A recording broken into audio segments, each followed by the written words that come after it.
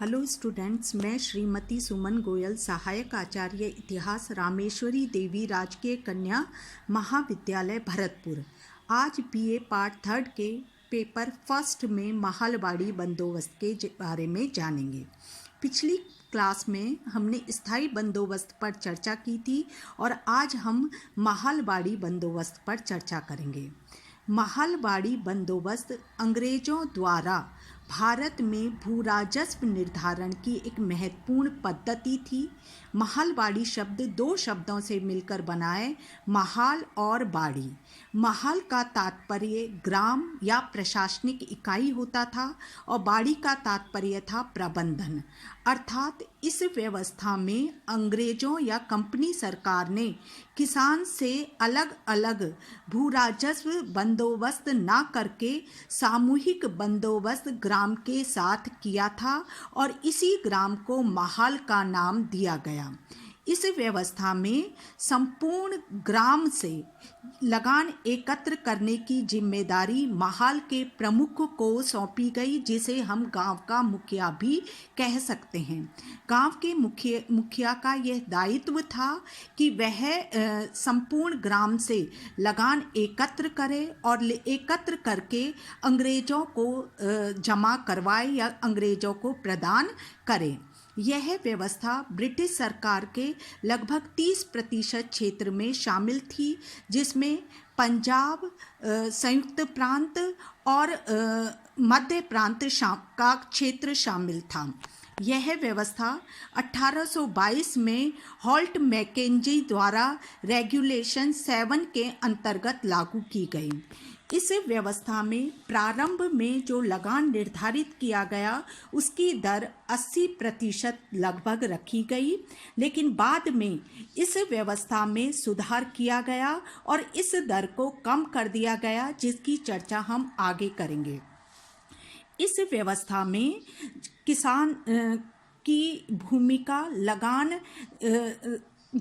ग्राम के प्रमुख को सौंपने की थी और गांव का प्रमुख संपूर्ण ग्राम का लगान एकत्र कर कंपनी सरकार को सौंपता था। इसलिए इस व्यवस्था में कंपनी सरकार और किसान का प्रत्यक्ष कोई संबंध नहीं था। इस व्यवस्था में कंपनी सरकार ने गांव के प्रमुख को शक्तिशाली बना दिया था। गांव का प्रमुख यह ध्यान रखता था कि किस किसान ने लगान जमा कराया और किसने नहीं करवाया। लगान ना जमा कराने की स्थिति में किसान की भूमि से बेदखली हो जाया करती थी और वह भूमि ग्राम सभा को सौंप दी जाती थी। एक और महत्वपूर्ण बात कि जो गांव है उससे लगान की दर है वो गांव की उपज के आधार पर निर्धारित की जाती थी। यानी गांव में पिछले वर्षों की उपज का अनुमान लगाकर यह तय किया जाता था कि गांव से कितनी लगान एकत्र किया जाएगा। इस व्यवस्था में चूंकि प्रारंभ में लगान की दर काफ़ी अधिक रखी गई थी, इसलिए जब विलियम बेंटिक गवर्नर जनरल बने तो उन्होंने मार्टिन बर्ड और जेम्स थॉमसन को नियुक्त किया इस व्यवस्था में सुधार के लिए। मार्टिन बर्ड और जेम्स थॉमसन ने इस व्यवस्था को देखा, समझा और उसके पश्चात रेगुलेशन 9 के अंतर्गत इसकी दर 80% से घटाकर लगभग 66% भू राजस्व दर तय कर दी। इससे किसानों को कुछ राहत मिली और आगे चलकर लॉर्ड डलहौजी के गवर्नर जनरल बनने के पश्चात 1855 में सहारनपुर के नियम के बाद इसकी टैक्स जो लगान है उसकी दर घटाकर 50% कर दी गई। इस व्यवस्था में कुछ दोष थे। सबसे महत्वपूर्ण दोष तो ये था कि इसमें जो महल प्रमुख था उसे बहुत अधिक शक्तिशाली बना दिया गया और किसानों को महल प्रमुख की दया पर छोड़ दिया गया। अगर किसान किसी भी वजह से लगान जमा नहीं कर पाता तो जो महल प्रमुख है उसकी भूमि से बेदखली कर सकता था।